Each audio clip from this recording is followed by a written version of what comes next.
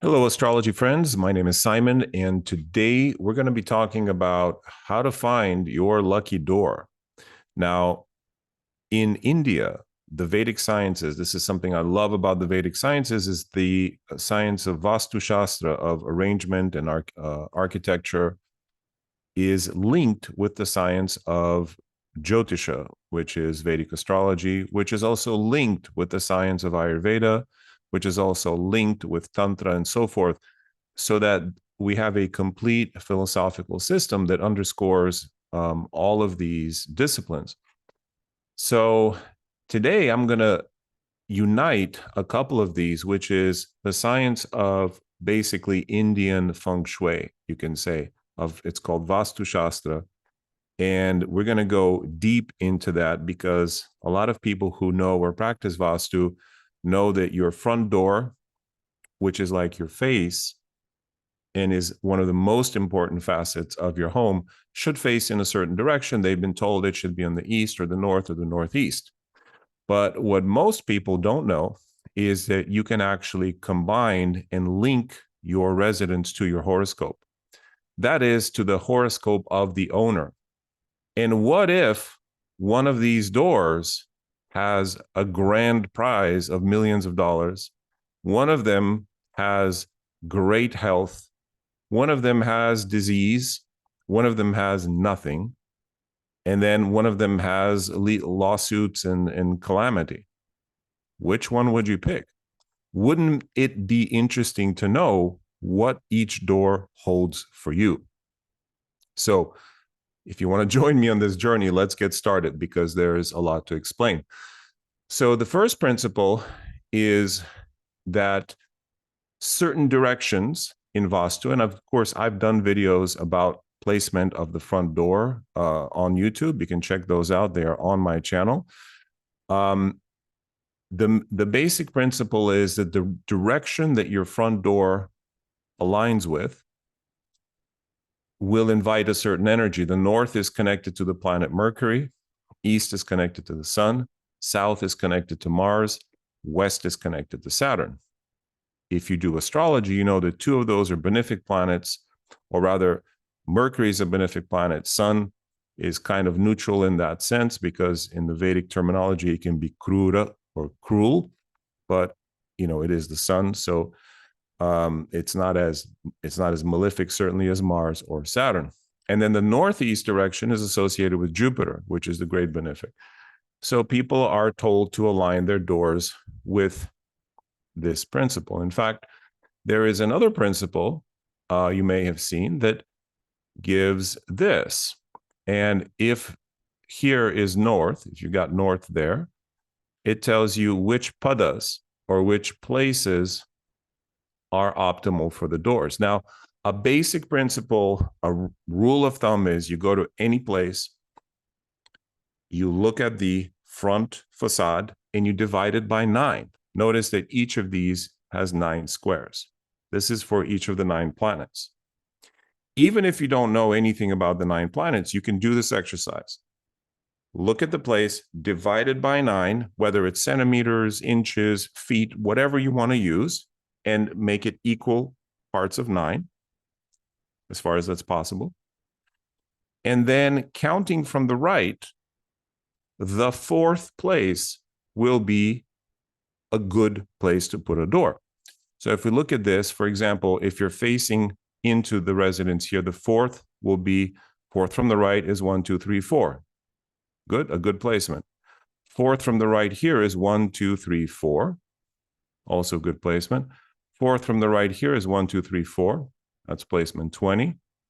4th from the right here is 1, 2, 3, 4. Also a good placement. So that's a basic rule of thumb. Thank you. Bye-bye. If all you have is 3 minutes, go and be happy. But you're going to miss something else, which will come towards the end. So that's basic rule number 1. Count 4 from the right, and you will arrive at an auspicious, positive placement for your door. A second level to take it is to include these other yellow placements in yellow. These are traditionally considered positive because they associate the door with good energy and good deities. Okay. However, if you know your horoscope, and by the way, these are the deities here. So if you've seen this chakra, by the way, this is a chakra, even though it's square. But I thought a chakra was a wheel.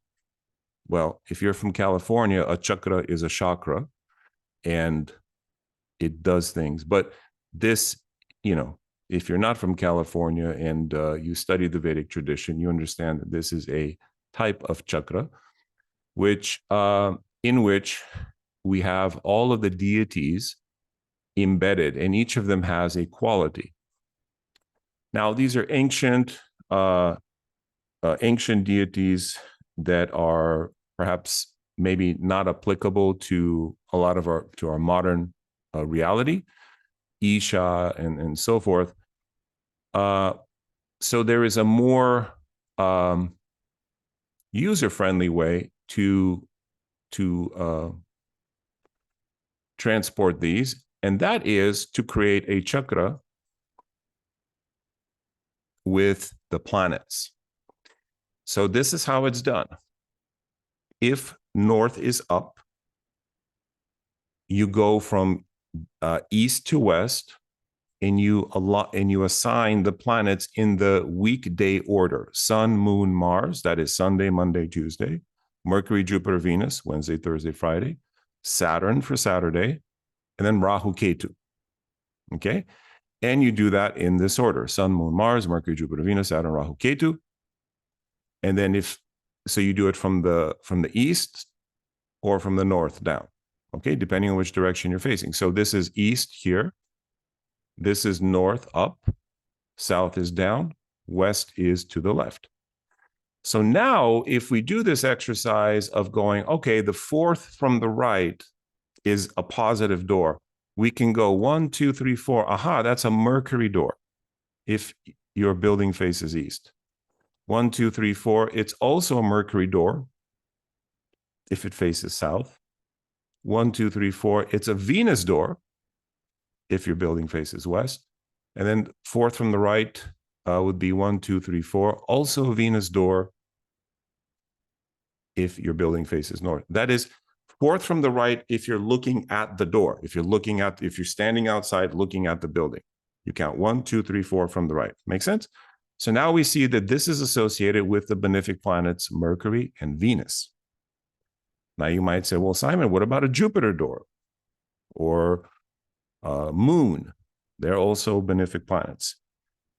The next level dictum says that Jupiter, Venus, and Mercury doors tend to be positive anywhere, all other factors being equal. Now, some might contest that Jupiter in the east is right in the center.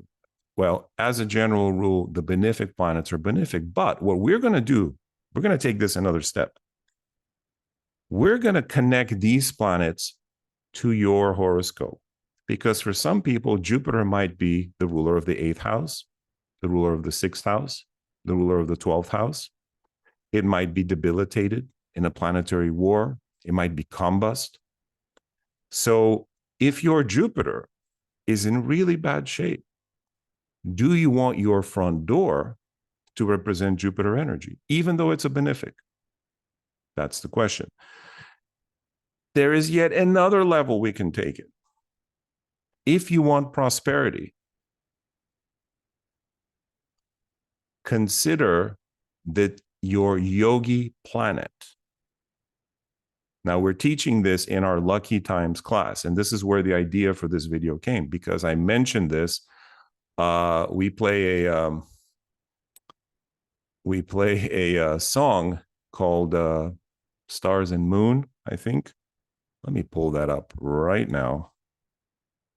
We play a song that has a house on the front, and that house has a door. So let's see, sun and moon and stars. No, it's called Moon and Stars. Moon and Stars, I think. There it is. Stars and Moons. Stars and Moons is what it's called. Okay, we're not going to play it. We don't want to get. So you see this little house here. And I asked our class, is this a good door or a bad door? Now, is it a good door or a bad door? It depends. Which direction is it facing? So let's do this exercise. Now, we don't know which direction this is facing, but starting from the right, let's say this is facing east. The first pada, or the first part, would be sun. The second part into which this door mainly falls then would be moon. So this would be a moon door, appropriate, since the title of the song is Moon. Furthermore, in other videos I've taught here, I've shown you that when the windows are primarily to the left side of the door, it represents female energy. Women will live there, most likely, more women than men. Sometimes no men will live there. Or you'll have more daughters than sons. If the windows are to the right of the door, more male energy, men will live there, more sons and daughters. All other factors being equal. So this house then has a moon door, if it's facing eastward. And the window is to the left. So this would be a very female, feminine oriented house. That we can get from the door. Coming back to our pada here, if it is north facing, right? Then going from, if it's north facing, then it would be a Rahu door. Okay. If it's west facing, it would also be a Rahu door. This particular house I just showed. If it's south facing, it would be a moon door. And if it's east facing, a moon door. So it's either a Rahu or a moon door. Here's a general rule. You don't want a Ketu door. Okay. General rule of Vastu is you don't want a door to be exactly on the first pada, whatever it is. Let me click out of here. You don't want the corner, you don't want to be 25, number 1, number 9, or number 17, especially not 16, 17, 18, because both of these correspond to what? Ketu. Ketu and Ketu. That is difficult energy unless you're ready to leave this world to gain enlightenment and so forth. But that's tough energy to digest. That goes for your gate, for your private door, and so forth. The door to your house, but also the door to your gate. All right. So now let's get back to which one is my lucky door. Which one is going to bring me disease? Which one's going to bring me $1 million, right? Because that's what you're all watching this for, I'm guessing. All right. So the door that's going to bring you or maximize your wealth potential is going to be the door that represents your Yogi planet, all other factors being equal. So what's your Yogi? Your Yogi is the planet that is represented by adding the longitude of your sun to your moon and adding 93 degrees, 20 minutes. That is your Pushya point. You can also call your Yogi point your Pushya point because it represents a nakshatra Pushya. So the Yogi point sits in a place in your horoscope. The planet that rules the nakshatra in the Vimshotri Dasha scheme becomes your Yogi. So in any chart and any software will pull it up for you if you don't want to do the calculation. So let's say your Yogi is Mercury. Okay. Well, then in general, it would be good to have a north-facing door because you're bringing in Mercury energy. Remember earlier I said the north is Mercury, generally speaking. It's very general. But now we know in your horoscope that Mercury also is a wealth-producing planet. So now you're going to come here and find which padas, which places, which segments are devoted to Mercury. So if it's a north-facing structure, then you want to have 1, 2, 3, 4, 5, the 6th from the right. If it's an east-facing structure, you want the 4th from the right. If it's a south-facing structure, you want the 4th from the right. And if it's a west-facing structure, it's the 6th from the right. right? That's for Mercury. What you want to avoid is your Avayogi planet. The Avayogi is the opposite. It is the anti-prosperity planet, which usually, but not always, produces obstacles. When does it not produce obstacles? When the Avayogi is afflicted, when it is in the Avayogi star, when it is otherwise afflicted, then it can actually produce good things after hurdles, much like a true Viparita Raja Yoga, Viparita Raja Yoga.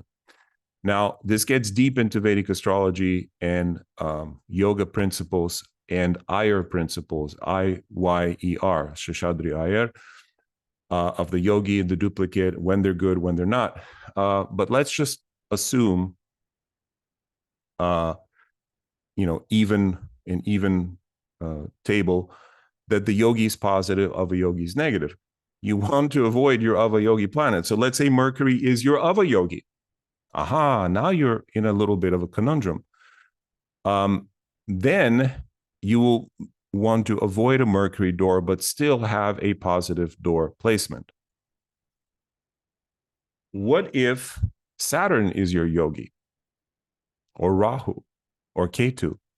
Now you come to a bit of a difficult question, because I mentioned Ketu points are not good to have for your door, right?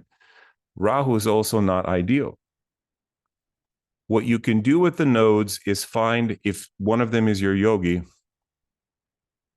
for example, if Ketu is your yogi, find its dispositor.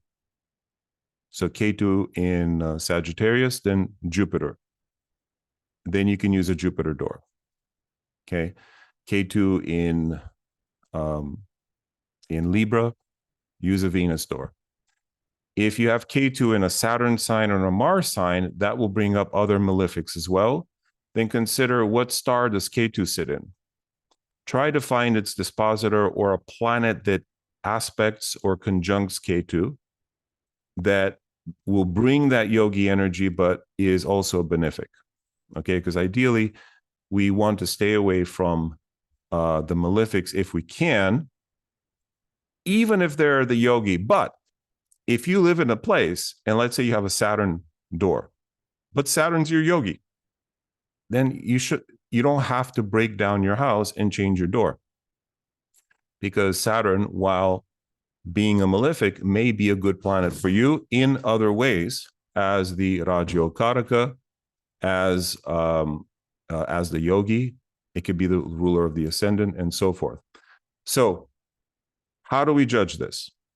First of all, we judge it with the chart of the owner of the property. Okay. Many people may live under the house, but it is the person whose name is on the deed that matters. So if you're leasing, well, your name is on that apartment as a renter. So it's important. But it's most important if you're the owner of that property. All right, so let's get to the final principle. Now, by the way, there are some other general rules that say, I mentioned Mercury, Moon, Venus are good all around. Moon is good, especially in the East. I believe in the East and the South.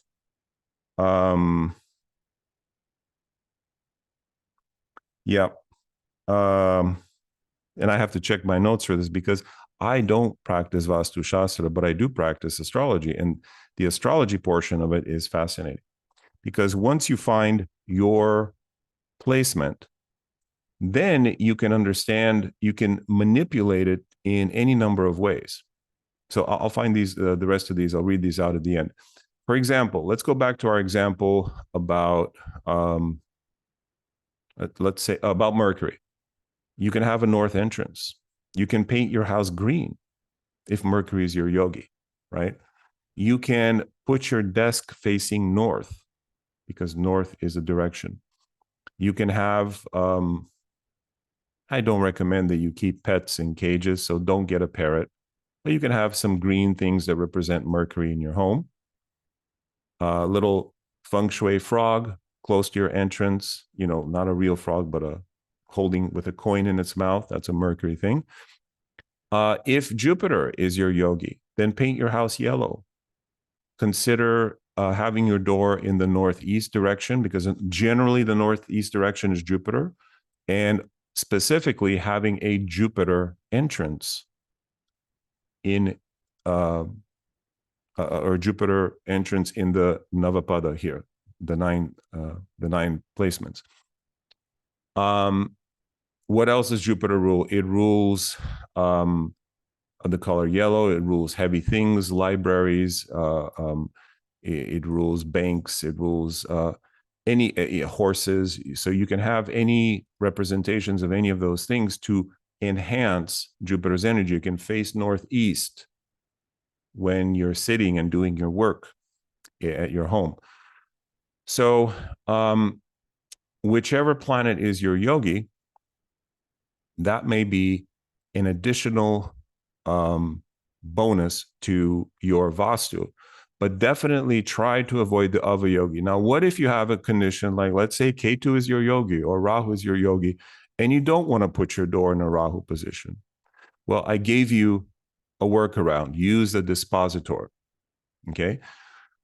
The next question is, and I'm reading your mind here. Well, Simon, I can't change the door to my house. It's like I'd have to bust down tens of thousands of dollars. I'd have to correct. So if you have an ill-placed door to your home, you may consider, if you have control over the fence line, where you place your gate, the entry gate to your property. Usually you'll have some control over that.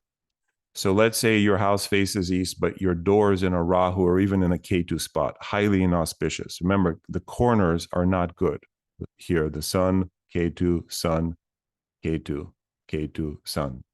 So the sun and Ketu positions, not auspicious. If sun is your yogi, okay, maybe it's a little bit better than it would be normally. You'll get money, but other things will be obstructed.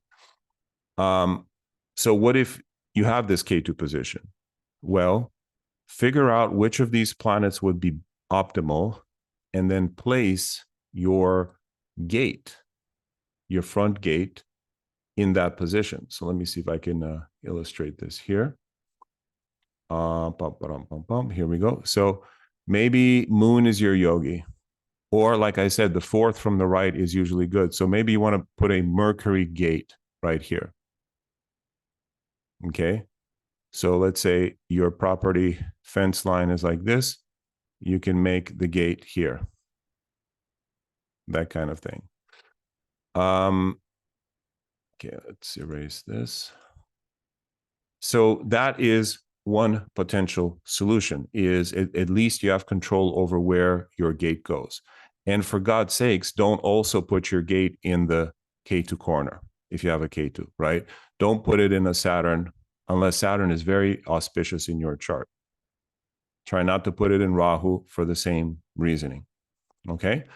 So hope this was useful to you guys. So Moon, Mars, Mercury are good in the East. So even Mars is actually good in the East. So Moon, Mars, Mercury, these three padas. And of course, you will see that illustrated on most of these charts. Sun. Here, it's only Mars, Mercury, but you can even include Moon here on the eastern side. Then only Mercury is considered auspicious in the south. Here we have also Mars included. Remember, Sun, Moon, Mars, Mercury. On the west, again, these are different classics. Different texts say different things, but I'm giving you the general rules and some of the hard, fast rules on how to connect this to your chart. That's how you know which text to really listen to, because if you try to listen to all of them, you're going to get confused. Then Mercury, let's see, Mars, Mercury, and Jupiter are good in the north. So 31, 30, Sun, Moon, Mars, Mercury, Jupiter. Yes, that's these three squares. These are Mars, Mercury, Jupiter. Mercury, Jupiter in the west, Sun, Moon, Mars, Mercury, Jupiter. Yep, that's Mercury, Jupiter in the west. So this chakra pretty much shows them all. Mercury in the south, Sun, Moon, Mars, Mercury. Mercury is 12. They also use Mars. But see, now you know. Now when you look at a chart like this, it's not just blind faith. You also know that there is a qualitative difference between number 12, which is Mercury, and number 11, which is Mars, a very different kind of energy. So if you own a barber shop, or if you're Buddhist, because Buddhism is represented by Mars in Vedic astrology, by at least by some experts, or if you're a martial artist, or I don't know, there are cases when having a Mars door is good, or Mars is your yogi, great. But if Mercury is your yogi, guess what? Mars is your Ava yogi. So there's a huge difference between these two doors, if you have the choice, between 11 and 12. Or if you're building an outside fence and you're choosing where to put the gate. If Mars is your Ava yogi, do not put it on the 11th portion, put it in the 12th portion. Okay? So this way you don't go blindly choosing, oh, it's either 20 or 21. I can pick it. Well, wait. Sun, Moon, Mars, Mercury, Jupiter. Aha, Jupiter's my Ava yogi. Okay, I won't use that one. I'll use Mercury. Or Mercury's my Ava yogi. I'll use Jupiter. Make sense? Now you have a little more, hopefully, discrimination about which doors and gates to choose. And let's see if I have anything good for you. I think that's it, ladies and gents. The door itself, my final thoughts are this. The door itself should be what you spend money on in your home first. Don't go buying brand new dishwasher, brand new this and that. The first thing is the door. And if your door is less than optimal, pay someone or do it yourself to paint it, varnish it, make it strong. And I've talked about how to do that in other videos, so I won't linger here. The reason is the door is your face. It's the mouth, it's the mukha of the house. If that isn't working, it doesn't matter if you have a six-pack or big biceps, your face is what people see first, and it's what affects your community. If you go into an interview, a job interview, and you have rotten teeth, who cares if you have a six-pack? Even if you're going in for to become a trainer, a gym trainer, even if your physique is good, if your face is no good, you're not going to get the job. So the front door is the face of your house. Make sure that it is strong, solid, nothing broken. The locks work. It doesn't open by itself. It's protected on the side. You see this has a couple of nice plants. It's framed. The rule of thumb for a door is it should be twice the height as it is the width, or more.